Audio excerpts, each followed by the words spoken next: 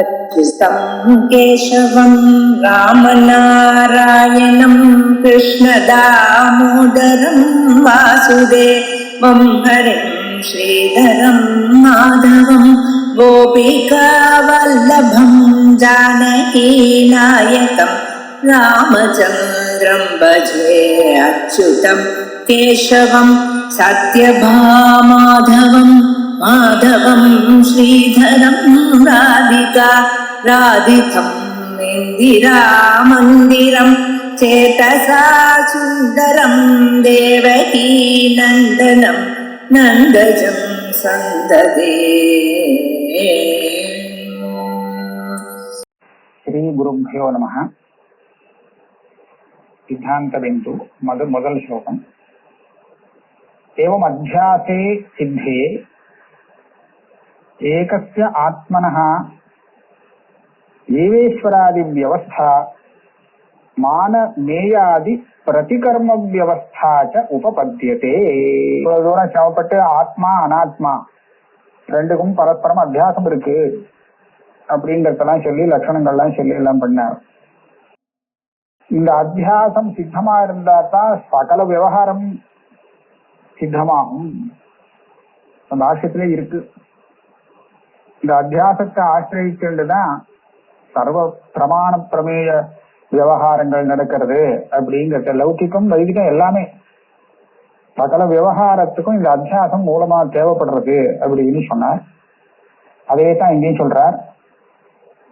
இதுல அத்தியாசம் ஒண்ணு வந்தாச்சுன்னு சொன்னா ஏகசிய ஆத்மனகான்னு சொன்னார். ஆத்மாங்கிறது மொத்தம் ஒன்னே ஒண்ணுதான். ஆனா இந்த அத்தியாசம் நமக்கு நிறைய ஆத்மாக்களை பண்ணி கொடுக்கறது. ஜீவாத்மா வேற, ஈஸ்வரன் வேற அப்படின்னு ஒரு விபாகம். அப்புறம் ஜீவன்களுக்குள்ளேயே அனந்த ஜீவ கல்பனைகள். இது எல்லாத்துக்கும் இந்த அத்தியாசம் தான் தேவைப்படுறது. ஆக இந்த அத்தியாசமானது ஜீவ ஈஸ்வராதி விபாகத்தையும் பண்ணி வைக்கிறது. அப்புறம் அதுக்குன்னு சில வியவஸ்தைகள் இருக்கு. இப்ப ஈஸ்வரன் சர்வஜன்னு சொன்னா சர்வஜன் தான். ஜீவன் கிஞ்சிஜன்னு சொன்னா கிஞ்சிஜன் தான், சர்வஜன் ஆக மாட்டான். அவனுடைய ஈஸ்வரனுடைய சர்வஜத்துவம் ஜீவனுக்கு சேராது. இவனுடைய அல்பசக்தித்துவம் அல்பஜத்துவம் எல்லாம் அங்க போகாது, ஈஸ்வரனுக்கு போகாது. இப்பேற்பட்ட ஒரு வியவஸ்தை இருக்கு. இந்த வியவஸ்தைகளும் மான மேயாதி பிரதிகர்ம வியவஸ்தாச்ச உபபத்தியதே. பிரதிகர்ம வியவஸ்தா அப்படின்னா என்னன்னு கேட்டா, எங்க எழுத்தாப்புல இருக்கிற வஸ்துவை நான் கண்ணால பார்க்கிறேன்னு வச்சுக்கோ. அப்போ இந்த இடத்துல பார்க்கிறவன் நான். என்னாலே பார்க்கப்படும் பொருள், அதாவது பிரமேயம் அப்படிங்கிறது என்னன்னா எழுத்தாப்புல இருக்கக்கூடிய இந்த புஸ்தகம் பிரமேயம். நான் பிரமாதா. இந்த புஸ்தகத்தை நான் எதை கொண்டு பார்க்கிறேன், எதனால பார்க்கிறேன் சொன்னா கண்ணால பார்க்கிறேன். இப்போ இந்த புஸ்தகம் நான் ஒருத்தன் கண்ணால பார்க்கும்போது எனக்கு மட்டும்தான் அது தெரியும். என்ன போல நிறைய பேர் இருக்கா. ஆனா அவெல்லாம் புஸ்தகத்தை இப்ப பார்க்கல. ஆத்மா ஒண்ணுதான் எல்லாருக்கும். அப்படி இருந்தாலும் இப்ப எனக்கு இந்த புஸ்தகம் தெரிகிறது, மற்றவாளுக்கெல்லாம் தெரியல அப்படின்னு பிரமாத்திர வியவஸ்தை ஒண்ணு. எனக்கு தெரியும், நான் பிரமாத்தா, எனக்கும் நிறைய விஷயங்கள் தெரியும். ஆனா இப்ப தெரிகிறது இந்த புஸ்தகம் தான் தெரிகிறது. இன்னொரு பிரமாத்தாக வேற ஒரு விஷயம் தெரியுது. அவன் அங்க இருந்து இன்னொன்னு பாக்குறான், நான் இந்த வஸ்துவை பாக்குறேன். அவன் என்ன பாக்குறான்னு எனக்கு தெரியாது, நான் என்ன பாக்குறேன்னு அவனுக்கு தெரியாது. அப்ப என்னாச்சு, இது பிரமேய வியவஸ்தை. எனக்கு இந்த பிரமேயம் தான் தெரியும், இப்ப தெரியுறது அதுதான். அவன் கண்ணுக்கு அது தெரியுது, என் கண்ணுக்கு இது தெரியுது அப்படின்னு வியவஸ்தை சொல்றோம் இல்லையா. இதான் பிரதி கர்மம் வியவஸ்தா. பிரதி புருஷம், ஒவ்வொரு பிரமாத்தாவுக்கு இது பிரமேயம்னு வியவஸ்தை. அதுலயும் ஞானம் எப்போ இவருக்கு இந்த சமயத்துல இந்த ஞானம் தான் வந்தது, இந்த விஷய ஞானம் தான் வந்தது, அந்த விஷய ஞானம் வரல அப்படின்னு ஞான வியவஸ்தையும் சொல்லலாம். இதத்தான் மான மேயாதி பிரதி கர்ம வியவஸ்தா. வரக்கூடிய ஞானத்துக்கு விஷய வியவஸ்தைங்கிறத இப்படி சொல்லுவார். இது எல்லாத்துக்கும் இந்த அத்தியாசம் உபயோகப்படுறது. இந்த அத்தியாசம் சித்தம் ஆச்சுன்னா இது மூலமாக சமஸ்த விவகாரத்துக்கும் நிர்வாகம் ஏற்படுறது எப்படின்னு சொல்றார். ததாதி அஜ்ஞானோபஹிதா ஆத்மா அஜ்ஞான தாதாத்மியாபன்னः ஸ்வச்சிதாபாச அவிவேகாத் அந்தர்யாமி சாட்சி ஈஸ்வரः ஜகத்காரணம் இதி ச கத்யதே.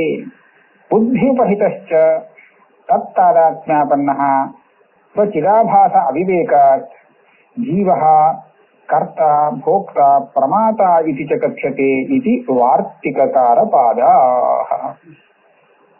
வார்த்திகக்காரர் சுரேஸ்வராச்சாரியார்.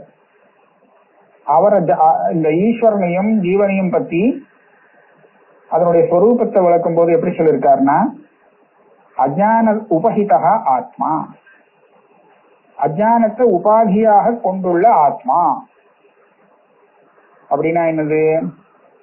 அஜ்ஞானத்தை உபாதியாக கொண்ட ஆத்மானா என்ன அர்த்தம் அப்படின்னு கேட்டா, இந்த அஜ்ஞானத்துல ஆத்மாவுடைய சைத்தன்யம் பிரதிபலிக்கிறது. அஜ்ஞானத்துல ஆத்மஸ்வரூபத்துக்கு பிரதிபிம்பம்.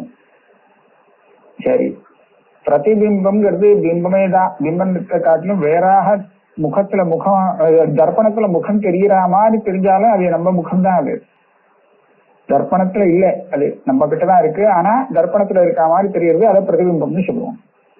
அதே மாதிரி இந்த அவித்யிலே அஜ்ஞானத்திலே இந்த சைத்தன்ய பிரதிபலிப்பு ஏற்பட்டிருக்கு. அது வாஸ்தவமா சைத்தன்யம் தான். ஆனால் பிரதிபிம்பத்துக்கு இன்னொரு பேரு உண்டு, ஆபாசம், ஆபாசவாதம்னு சொல்லுவாங்க. அந்த அஜ்ஞானத்தை உபாதியாக கொண்ட ஆத்மான்னு சொல்றதுக்கு அந்த அஜ்ஞானத்துக்கும் ஆத்மாவுக்கும் ஒரு சம்பந்தம் தெரியுது. அப்பதான் அஜ்ஞான உபாதிகம்னு சொல்ல முடியும். உபாதி சம்பந்தம் இருக்கு. அந்த சம்பந்தம் என்னன்னு சொன்னா தாதாத்மியம். அஜ்ஞான தாதாத்மிய ஆபன்னஹா. அஜ்ஞானத்துக்கும் ஆத்மாவுக்கும் என்ன சம்பந்தம் அப்படின்னு கேட்டா, வேதாந்த சித்தாந்தத்துல இருந்து தாதாத்மியம்னு சொல்றோம்.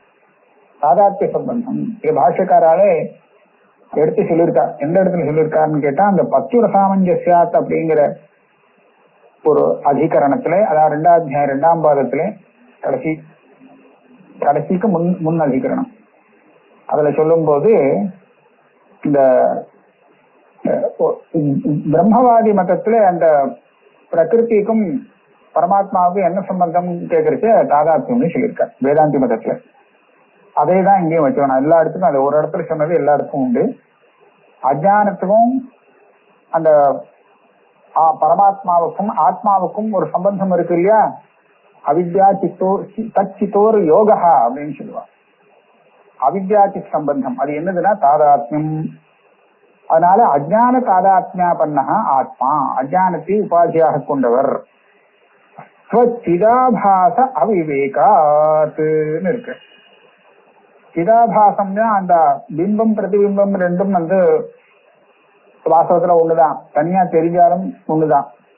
ஆனா இங்க பார்த்தா வந்து ஈஸ்வரன் விஷயத்துல பிம்பம் வேற பிரதிபிம்பம் வேற எல்லாம் ஒண்ணும் தெரியல. ரெண்டையும் ஒன்னாதான் தெரிஞ்சுக்கிறோம், ஒண்ணுமே தெரியல இங்க. அதனால சிதாபாச அவிவேகாத்னு சொன்னார். அந்த பிரதிபிம்பத்துக்கும் இந்த அஜ்ஞான தாதாத்மியாபன்னமா இருக்கக்கூடிய ஆத்மாவுக்கும் பேதம் தெரியல. அப்படி இருக்கும்போது அப்பேற்பட்ட அந்த ஆத்மா அந்தர்யாமி, அந்தர்யாமின்னு சொல்லப்படுற சாட்சி அப்படின்னு சொல்ற. எல்லாரையும் பார்க்கறது, எல்லாத்தையும் பார்த்துட்டு இருக்கா, எல்லாத்தையும் பார்த்துட்டு இருக்கிறதுனால சாட்சி. ஈஸ்வரஹா, ஜகத்தையே நியமனம் பண்ணக்கூடிய சக்தி உள்ளவராக இருக்கிறதுனால ஈஸ்வரன் சொல்றா. ஜகத் காரணம் நீட்டிட்டு கச்சதே, இந்த ஜெகத்துடைய உற்பத்தி ஸ்திதி லயம் எல்லாத்துக்கும் அவர் காரணம் அப்படின்னு பிரசித்தமா இருக்கு ஸ்ருதியில. அதே ஆத்மா இப்ப அஜ்ஞானத்தை உபாதியா சொன்னோம் இல்லையா, புத்திய உபாதியாக கொண்டதுன்னு சொன்னால் அப்போ அதுக்கு ஜீவன் பேர் வந்துடும். புத்தியுபஹிதஸ்ச சைவாத்மா, ஆத்மான்னு சேர்த்துக்கணும். சத்தாதாத்மியாபன்னஹா, இந்த புத்தியோடு இந்த ஆத்மாவுக்கு இப்ப தாதாத்மிய சம்பந்தம் வந்துடுது. சத்தாதாத்மியாபன்னஹா சிதாபாச அவிவேகா, புத்தியிலே நமக்கு ஆத்மாவுடைய சைத்தன்யம் பிரதிபலிக்கிறது. ஆனா அந்த பிரதிபலனத்துக்கும் இந்த பிம்பத்துக்கும் ஒன்றும் விவேகம் இல்லை நமக்கு. இதை வித்தியாசப்படுத்தி இது புரிஞ்சுக்கல. அதனால அதை அந்த மாதிரி இருக்கக்கூடிய இந்த ஆத்மாவுக்கு ஜீவன் பேரு. ஜீவகா, இவனை கர்த்தா போக்தா பிரமாத்தா எல்லாம் சொல்றது. இவன் தான் எல்லாம் செய்யறான், பாப்பம் புண்ணியம் போக்குவரத்து. அதே மாதிரி போக்தா அதனுடைய பலத்தை அனுபவிக்கிறான், இவன் தான் விஷயத்தெல்லாம் பார்க்கறான், பிரமாத்தா இப்படி எல்லாம் சொல்றான். இது வார்த்திகக்கார பாதாக அவருடைய மதம். ஆக இந்த அதிஷ்டானத்துக்கும் ஆரோக்கியத்துக்கும் என்ன சம்பந்தம் அப்படின்னு கேட்டா, ஆத்தியாசிக தாதாத்மியம்னு சொன்னாலும் சரி, தாதாத்மியம்னு சொன்னாலும் சரி, இதே வசுதான். இது வாஸ்தவமான தாதாத்மியம் கிடையாதுங்கிறதுனால ஆத்தியாசிக தாதாத்மியம்னு சொல்றோம். அங்க சொன்னதும் இங்க சொன்னதும் ஒன்னேதான், வேற இல்லை. பிரதி தேகம் புத்தீனாஞ்ச பின்னத்வாத்து தத்கத சிதாபாச பேதேன தது அவிவிக்தம் சைத்தன்யமப்பி பின்னமிவ பிரதீயதே. இப்ப இங்க தேகம் தனித்தனியா இருக்கு, ஒவ்வொரு தேகத்துக்கும் தனித்தனியா புத்தி இருக்கு. அப்ப புத்தி வெவ்வேறா இருக்கிறதுனாலே புத்தியில பிரதிபலனம் ஆச்சே அது கூட வெவ்வேறா தான் இருக்கணும். இப்ப கண்ணாடி, நிறைய கண்ணாடி இருந்ததுன்னு சொன்னா ஒரே ஒரு முகம்தான் நமக்கு இருக்குன்னு வச்சிருந்தாலும் அங்க எல்லா கண்ணாடியிலையும் தெரியச்சு அந்த பிரதிபிம்ப முகம் நிறைய ஆயிடும். எத்தனை கண்ணாடியோ அத்தனை முகம் வரும், பிரதிபிம்ப முகம். ஆனா அத்தனை முகமாவும் தெரியுது இந்த ஒரே ஒரு முகம்தான். அதே மாதிரி இங்கே பிரதி தேகம் புத்தி தனித்தனியா ஆயிடுத்தோன்னு சொல்லியாச்சுன்னா, இப்ப எல்லா புத்தியிலையும் இந்த சைத்தன்யம் பிரதிபலிக்கிறது இல்லையா, ஆத்மஸ்வரூபம். அதனால இப்போ ஒவ்வொரு சரீரத்துக்கும் தனித்தனியா நமக்கு நிறைய பிரதிபிம்பம் கிடைக்கிறது. அந்த சிதாபாச அவிவிக்தமான ஆத்மஸ்வரூபத்தை சொன்னோம்னா நமக்கு அங்க பேத பிரதீதி வந்துடும். அதாவது ஒவ்வொரு சரீரத்துக்கும் தனித்தனியாக ஆத்மா தெரியும். சைத்தன்யம் அப்படி பின்னம் இவ பிரதீயதே. இதனாலதான் இந்த சரீரத்துல வேற ஆத்மா, அந்த சரீரத்துல வேற ஜீவாத்மான்னு நம்ம சொல்றோம். இது புத்தி ஒவ்வொரு சரீரத்துக்கும் தனித்தனியா இருக்கு. அதனால ஜீவனை தனித்தனியா சொல்லிவிடலாம். புத்திய உபாதியாக கொண்ட ஆத்மா ஜீவன், அவன் ஒவ்வொரு சரீரத்துக்கும் தனித்தனியா இருக்கான்ங்கிறத சொல்றது சௌரியமா இருக்கு. ஆனா அஜானத்தை உபாதியா கொண்டு முன்னாடி ஈஸ்வரன் சொன்னோம் இல்லையா, அவர் இந்த சரீரம் பின்னமா இருக்கிறதுனால பின்னம் ஆக முடியாது. ஏன்னா அஜ்ஞானம் எல்லா சரீரத்துக்கும் காரணமா இருக்கக்கூடிய அஜ்ஞானம் ஒன்னே ஒண்ணுதான்.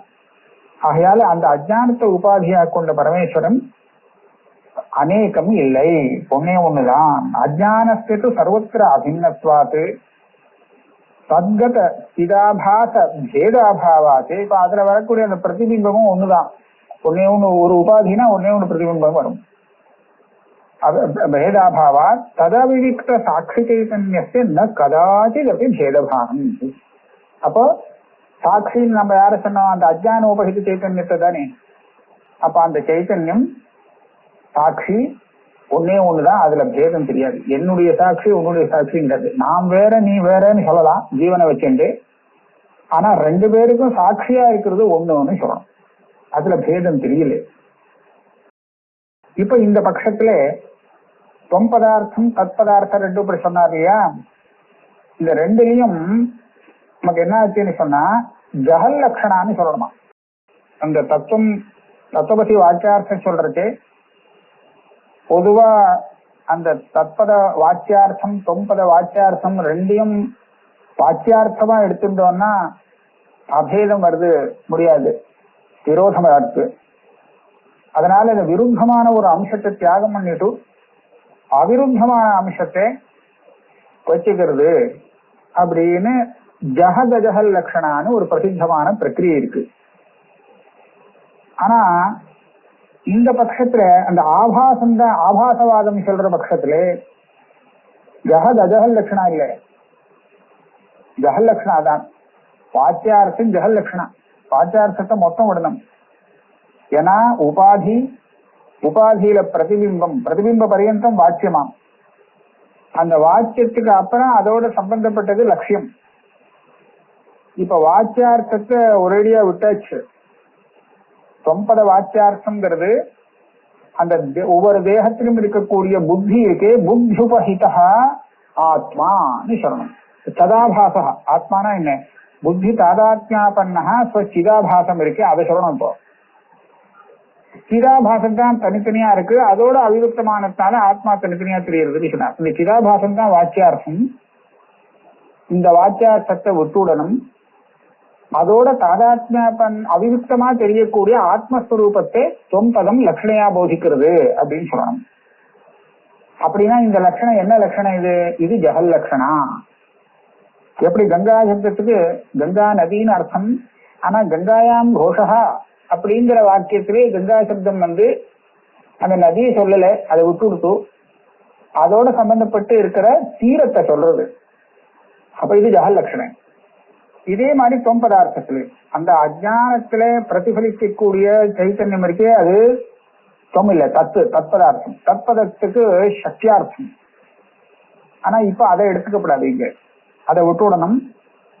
அந்த தத்பதார்த்தத்திலே ஒரு ஆத்மா தெரிகிறதே, சிதாபாச அவிவிக்தமான அந்தர்யாமி, அதை இப்போ லட்சணையா சொல்லணும். இப்ப இந்த சத்தியார்த்தத்தை தியாகம் பண்ணினோம்னா லட்சியார்த்தம் ரெண்டு இடத்துலும் ஒரே ஆத்மாவா நிற்கும். அதனால அகண்டார்த்தம் போதும். இதை சொல்றார். அஸ்மிஷ்ட பக்ஷே தத்வமாதி பதே ஜஹல் லக்ஷணா ஏவ சாபாசஸ்ய உபாதேர் வாக்கியார்த்தஸ்ய ஹானா. அந்த உபாதியும் விட்டாச்சு, அதுல பிரதிபிம்பம் ஆபாசம் இருக்கே அதையும் விட்டுட்டோம். அதான் சக்கியார்த்தம் போச்சுன்னு. இப்ப இந்த ஆபாசத்தையே விடனா அதை வச்சுட்டு இருக்கலாமேனா விட்டுதான் ஆகணும். ஆபாசஸ்யாபி ஜடாஜட விலட்சணத்துவேன அனிர்வச்சனீயத்வா, அதுவும் அனிர்வச்சனீயத்துல சேர்ந்து கொடுத்து. எது அனிர்வச்சனீயமோ அந்த தர்மம் தர்மி ரெண்டையுமே நாம சத்தியார்த்தம்னு எடுத்துட்டு அதை விட்டு விடணும். லட்சியார்த்தத்துல சேர்த்துக்க முடியாது. லட்சியார்த்தத்துல அனிர்வச்சனீயத்தை சேர்க்க முடியாது. சத்தியம் ஒண்ணுதான் லட்சியார்த்தமா வச்சுக்கணும் மகா வாக்கியத்துல. ததுக்தம் சங்கேபசாரி இருக்கு. இப்படி எல்லாம் பட்சம் இருக்கானா? இதுவும் இருக்கு. இத சங்கேபசாரி இருக்காரு சொல்லியிருக்கார். சாபாச அஜ்ஞானவாதி யதி பவதி புனர் பிரம்மசப்தா ததாஹம் சப்தோ ஹங்காரவாதி பவதி து ஜஹதி லக்ஷணா தத்ர பக்ஷே. இந்த பிரதிபிம்பம் இருக்கே சைத்தன்யத்தினுடைய ஆபாசம் சிதாபாசம், அந்த சிதாபாசத்தோடு கூடின அஜானத்தை பிரம்மத்தை சொல்லக்கூடிய தத்பதம் சொல்றது. அதே மாதிரி சிதாபாசத்தோடு கூடின அகங்காரத்தை அகம் சப்தம் சொல்றது, அல்லது தொம் சப்தம் சொல்றது, ஜீவனை சொல்லக்கூடிய சப்தம். அப்படிங்கிற பட்சத்துல மகா வாக்கியத்துல வாக்கியார்த்தம் சொல்லும் போது ஜஹதி லக்ஷணா தத்திர பக்ஷே, இந்த பட்சத்தை அனுசரிச்சு வாக்கியார்த்தம் சொல்லும் போது ஜஹல் லக்ஷணான்னு சொல்லணும். இது ரெண்டையுமே விட்டுவிடணும். உபாதியும் விடணும், அதுல ஆபாசம் பிரதிபிம்பத்தையும் விடணும். லட்சணையா பிம்ப சைத்தன்யத்தை எடுத்துக்கணும். எடுத்துட்டு அபேதை சொல்லணும் அப்படிங்கிறத ஒத்துருக்கா. இது வார்த்தைக்காரர் சொன்ன பட்சத்துல இந்த ஆபாசவாதத்துல ஒரு சின்ன கேள்வி வருது. இப்ப பந்தம் எதுக்கு வந்தது? பிரதிபிம்பத்துக்கா பிம்பத்துக்கா அப்படின்னு கேட்டா நிச்சயமா பிரதிபிம்பத்துக்கு தான். பிம்பத்துக்கு வர முடியாது. பிம்பம் நித்திய சுத்த முக்த சுபாவமா இருக்கு. இந்த அஜானத்துல பிரதிபலிக்கக்கூடிய அந்த பிரதிபிம்பம் இருக்கே, இதுலதான் அஜானம் தம் வேலையை காமிக்கிறது. அதனால அதுதான் சம்சாரியா தெரியுது. அப்போனா சுத்த சைத்தன்யத்துக்கு பந்தம் இல்லை. சரி, இப்போ ஜஹல் லட்சணா பண்ணி எதை விட்டாரோ அது பிரதிபிம்ப சைத்தன்யம் தான். சிதாபாசம், சிதாபாசத்துக்கு பந்தம். ஞானம் சிதாபாசத்துக்கு மோட்சம் இல்லை. மோட்ச காலத்துல சிதாபாசம் இருக்குமா? இல்ல, சுத்த சைத்தன்யம் தான் இருக்கும். அப்ப மோட்சம் எதுக்கு வந்ததுன்னா வெறும் சைத்தன்யத்துக்கு. பந்தம் எதுக்குன்னா அதுக்கு இல்லை, சிதாபாசத்துக்கு. இது சரியா இல்லையே. யாருக்கு பந்தம் வந்ததோ அவன் தனக்கு அந்த பந்தத்திலிருந்து மோட்சத்தை தானே ஆசைப்படுவான். தனக்கு பந்தம் இருக்கு, இன்னொருத்தனுக்கு மோட்சம் வரட்டன்னு சொன்னா யாராவது அதுக்காக பிரயத்தனப்படுவாளா? இப்ப சிதாபாசத்துக்கு பந்தம், ஏன்னா அதுலதான் நமக்கு பந்தம் தெரிகிறது. மோட்சம் சுத்த சைத்தன்யத்துக்கு, ஏன்னா மோட்ச காலத்துல அதுதான் இருக்கு அப்படின்னு சொன்னா பந்தத்துக்கும் மோட்சத்துக்கும் சமானாதிகரணம் இல்லையே, வையதிகரணம் வருதுன்னு ஒரு கேள்வி. அது மாத்திரம் இல்லை, தன்னுடைய பந்தத்தை போக்கணும் அப்படின்னு இந்த சிதாபாசம் ஆசைப்பட்டதுன்னு சொன்னால், ஜீவன் ஆசைப்படுறானே ஆனால் தன்னுடைய நாசத்துக்கு தான் ஆசைப்படுறான்னு சொன்ன மாதிரி ஆயிடும். ஏன்னா இவன்கிட்ட இருக்கக்கூடிய இந்த பந்தம் இவனே அழிஞ்சு போனாதான் போகும். ஏன்னா மோட்ச காலத்துல இவனுடைய சொரூபம் சிதாபாசமா இருக்க போறது இல்லை. அப்ப இருக்கும்போது ரெண்டு தப்பு வருது. பந்தத்துக்கும் மோட்சத்துக்கும் சமானாதிகரணம் இல்லை. யாருக்கோ ஒரு சிதாபாசத்துக்கு பந்தம், சுத்த சித்துக்கு மோட்சம் அப்படின்னு சொன்ன மாதிரி ஒரு வையதிகரண்யம் ஒண்ணு. மோட்ச காலத்தில் இந்த சிதாபாசம் எங்க போச்சுன்னா இல்லேன்னு சொல்லணும், அழிஞ்சு போயிடுச்சு. அப்போ மோட்சத்துக்காக ஒருத்தரும் பிரயத்தனம் பண்றான்னு சொன்னா அவன் சிதாபாசன் பிரமாதா. அந்த சிதாபாசனா இருக்கிறவன் தன்னையே அழிச்சுக்கிறதுக்காக பிரயத்தனம் பண்றான்னு சொன்ன மாதிரி ஆயிடுமே. இது சரியா இல்லையே கேள்வி. நச்ச ஆபாசஸ்யைவ பத்தத்வாத் கேவல சைதன்யஸ்ய முக்தத்வாத் பந்த மோக்ஷயோஹோ வையதிகரண்யம் ஸ்வநாசார்த்தம் பிரவருத்தி அனுபபத்திஷ்ட இது வாக்கியம். தன்னையே நாசம் பண்ணிக்கிறதுக்காக யாராவது பிரவர்த்திப்பாளா அப்படின்னு கேட்டான். அது சொன்னார், இல்லே, இதுக்குதான் அவிவேகம் ஒண்ணு சேர்த்து போட்டிருக்கோம். ஸ்வசிதாபாச அவிவேகாத் அந்தர்யாமின்னு போட்டோம்.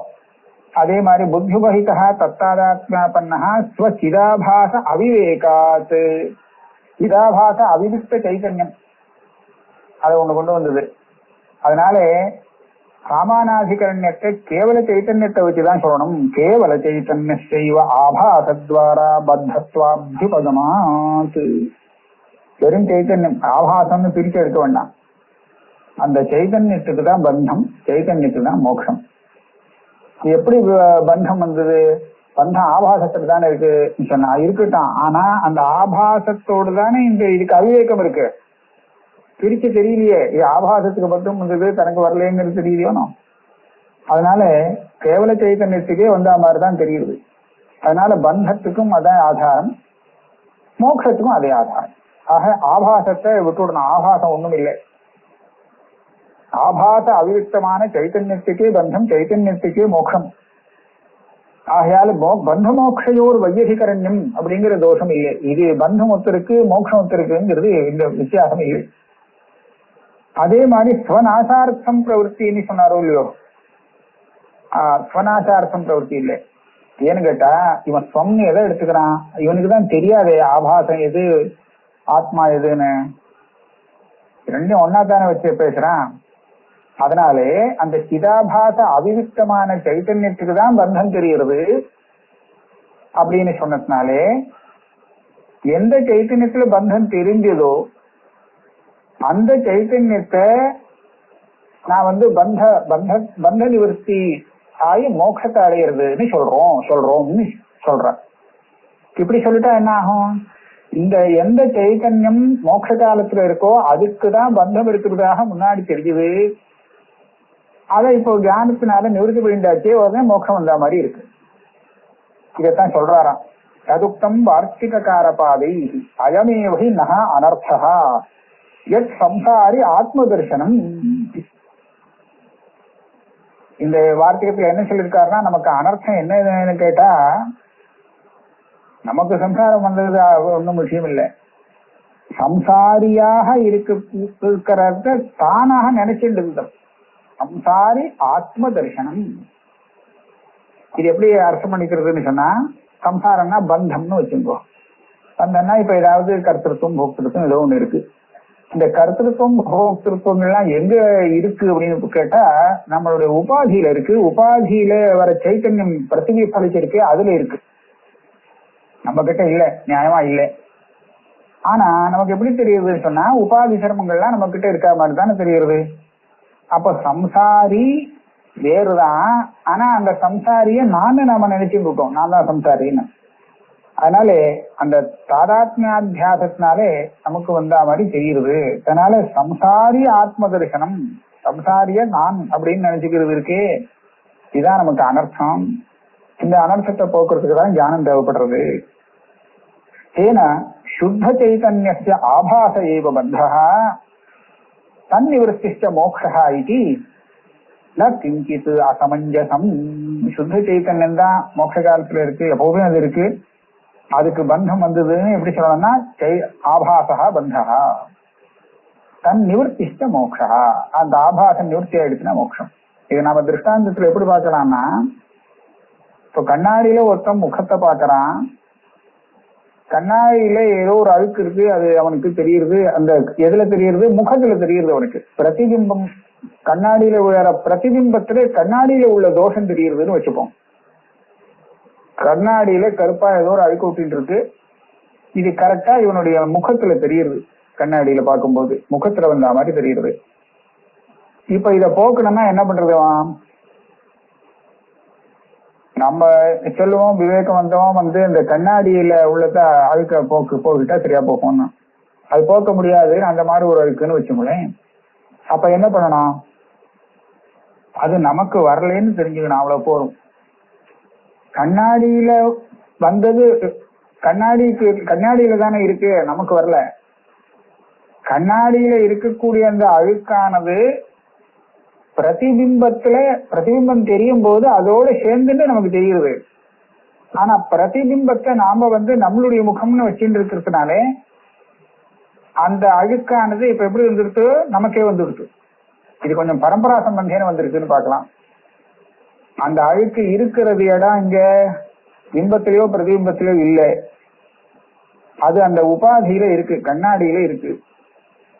சரி, இருந்துட்டு எங்க தெரியுது? கண்ணாடியில இருக்கிறதா தெரியல, இப்போ பிரதிபிம்பத்துல தெரியுது. பிரதிபிம்பத்திலேன்னு தெரிஞ்சு கொடுத்தோம்னா நமக்கு கவலை இல்லை, பிரதிபிம்பத்துல தான் தெரியுது, நமக்கு என்னன்னு இருக்கலாம். ஆனா அப்படி தெரியாம அந்த பிரதிபிம்பமா இருக்கிறது என்னுடைய முகம் தானே, ஆகையாலே என் முகத்துல அந்த கருப்பு தெரியறதுன்னு ஆயிடுச்சு. இப்ப இந்த கருப்பானது கண்ணாடியில இருக்கிற கருப்பு இவன் முகத்துல ஏறிடுச்சு அத்தியாசத்தினால. இதுதான் இதே மாதிரிதான் இங்க பந்த தரிசனம். இந்த பந்தம் எங்கடா இருக்கு அப்படின்னு கேட்டா ஆத்மாவில இல்லை, உபாதியில இருக்கு. வெறும் உபாதி ஜடா அதுல ஒண்ணும் வராது அப்படின்னு சொன்னா அந்த உபாதியில சைதன்ய ஆபாசம் வந்துடுச்சு, பிரதிபலனம் பிரதிபிம்பம். பிரதிபிம்பம் வந்தாச்சுன்னா அதனுடைய ஜடத்துவம் மறைஞ்சிரும், அதான் சேத்தனம் ஆயிடும். பிரதிபிம்பம் வந்ததுனால சைத்தன்ய பிரதிபிம்பம் வந்ததுனால அப்படி ஆயிடும். அப்போ இந்த உபாதியில இருக்கக்கூடிய தர்மங்கள் எல்லாமே எங்க தெரியுது? பிரதிபிம்பத்துலதான் தெரியணும், நியாயமா அப்படி தெரியணும். ஆனா அந்த பிரதிபிம்பமானது ஆத்மாவுடைய பிரதிபிம்பமா இருக்கிறபடியாலே முகத்துல எப்படி அந்த பிரதிபிம்ப முகத்துல தெரியற கருப்பு சேர்ந்ததோ அந்த மாதிரி ஆத்மாவுக்கு வந்துருது. எது? சம்சார பந்தம் அப்படிங்கிறது. அப்ப இதை எப்படி போக்குறது? ஒண்ணும் பண்ண வேண்டாம். அந்த அவித்தியை எதுல அந்த பந்தம் இருக்கோ அதை நிவர்த்தி பண்ணிவிடுறது தேவலை. அந்த அவித்தியை நிவர்த்தி பண்ணியாச்சுன்னா அப்புறம் அவித்தியில பிரதிபிம்பம் இருக்காது. அவித்தியில உள்ள தர்மங்கள்லாம் அந்த பிரதிபிம்பத்துல விழுந்து அது நம்ம மேல வராது. ஆக இதுதான் அதோடைய வேலை. அப்ப தியானம் இதைத்தான் நிவர்த்தி பண்றது. பிராந்தியா அத்தியாசத்தினாலே ஆத்மாவில இருக்கிறதாக தெரிஞ்ச அந்த அனர்த்தத்தை நிவர்த்தி பண்ணி கொடுக்கறது. அனர்த்தம்ங்கிறது என்னன்னு கேட்டா இருக்கிறதாக நமக்கு வந்ததாக தெரிஞ்சது சம்சார பந்தம், அதுதான் அனர்த்தம். நிஜமா ஒன்னும் வரல. அயமேவகி நகா அனர்த்தா எஸ் சம்சாரி ஆத்ம தரிசனம்னு அதுதான் சொல்றாரு. ஏன்னா சுத்த சைத்தன்ய ஆபாச ஏவ பந்தா தன் நிவர்த்திஷ்ட மோக்ஷா இது நகிஞ்சித சமஞ்சசம். இதனால இங்க ஒன்னும் அசமஞ்சசம் தப்பானது ஒண்ணும் இல்லை, எல்லாம் சரியா இருக்கு. அதவான்னு இன்னொன்னு சொல்ற. அதவா ஆபாச அவிவிக்த சைதன்யம் அப்படி தத்துவமாதி பதவாட்சியம். இப்ப நம்ம இப்போ இதுவரையில் சொன்ன பட்சம் எப்படின்னு கேட்டா அந்த உபாதியில உள்ள சிதாபாசம் இது ரெண்டும் சேர்ந்து அந்த தத்துவம் பத வாக்கியார்த்தம் அப்படின்னு வச்சுட்டு பேசணும். வெறும் சைத்தன்யங்கிறது லட்சியார்த்தம் அப்படின்னு அதுல சேர்த்தோம். இப்படி சொல்லும் போது அந்த வாக்கியார்த்தத்தை முழுக்க தள்ள முடியா இருந்தது, அதனால ஜெகல்லட்சணா. இப்ப அதவான்னு சொல்ற பட்சத்துல அந்த பிரதிபிம்பம் ஆபாசம் சொன்னமோனோ சிதாபாசம் அதோட அவிவிக்தமான சைத்தன்யத்தையும் வாக்கியார்த்தத்துக்குள்ள சேர்த்து விடுங்க. அப்படி சேர்த்து விட்டா உபாதி, அந்த உபாதியில உள்ள சிதாபாசம் அதோடு அவிவிக்தமா தெரியக்கூடிய வெறும் சைத்தன்யம் சுத்த சைத்தன்யம் இது மூணு சேர்ந்து கொடுத்து அந்த பதத்தினுடைய அர்த்தத்திலே, வாக்கியார்த்தத்திலே. இப்ப நாம என்ன பண்ணணும், இந்த வாக்கியார்த்தத்துல இந்த கடைசியில சொன்னோமே அதை வச்சு பாக்கி ரெண்டையும் விடணும். முன்னாடி எதை விட்டோமோ அதுதான் விடணும். ஆனா இப்ப என்ன ஆச்சுன்னா அந்த வாக்கியார்த்தத்துல ஒரு பாதியை விட்டுட்டு பாதியை வச்சுட்டு இருக்கோம். இதுக்கு ஜகத லட்சணான்னு உபாதியில வரக்கூடிய ஆபாசம் ரெண்டையும் விட்டுட்டு வெறும் சைத்தன்யத்தை பாக்கி வச்சுட்டா இப்ப ஜகத் அஜகல் லட்சணாயிகை இப்படி சொல்லலாம். ரெண்டாவது பட்சத்துல அதுவா ஆபாச அவிவிக்த சைத்தன்யமபி தத்துவமாதி பதவாக்கியம். தத்துவமாதி பதவாக்கியம் இந்த புத்தகத்துல சோதிச்சுக்க வேண்டியது. தத்துவமசி வாக்கியம் இல்லை, இருக்கு தத்துவமசியாதி பத வாக்கியம்னு இருக்கு, அப்படி சொல்லப்படாது. தத்துவம் ஆதி பத வாக்கியம். தத்துவமசிங்கிற இடத்துல தத்துவங்கிற பதத்துக்கு வாக்கியார்த்தம், அகம் பிரம்மா அஸ்மின்னா அகம் பிரம்மா அப்படிங்கிற பதத்துக்கு வாக்கியார்த்தம், இந்த மாதிரி வச்சுக்க வேண்டியது. தேன வாச்சைக தேசஸ்ய அத்தியாகாத் அஸ்மின் பக்ஷே ஜகதஜகல் லட்சணைவேதி நகோபி தோஷா. இப்ப என்னாச்சு, நாம வாச்சிய ஏகதேசத்தை தியாகம் பண்ணினோம், ஆனா ஒரு இன்னொரு பாகத்தை அப்படியே வச்சுட்டு இருக்கோம், அதை தியாகம் பண்ணல. அதனால இது பாதி விட்டு பாதி வச்சுட்டு இருக்கிறதுனால ஜகதஜகல் லட்சணைவா இது நகோபி தோஷா. அயமேவ பக்ஷா ஆபாசவாதா இது கீயதே. இந்த பட்சத்துக்கு ஆபாசவாதம் அந்த அந்த சப்தத்தினால இதை விவகாரம் பண்ற இந்த பட்சத்தை. அடுத்தது விவரண மதம் வருது, இதை நம்ம அடுத்த கிளாஸ்ல பார்க்கலாம்.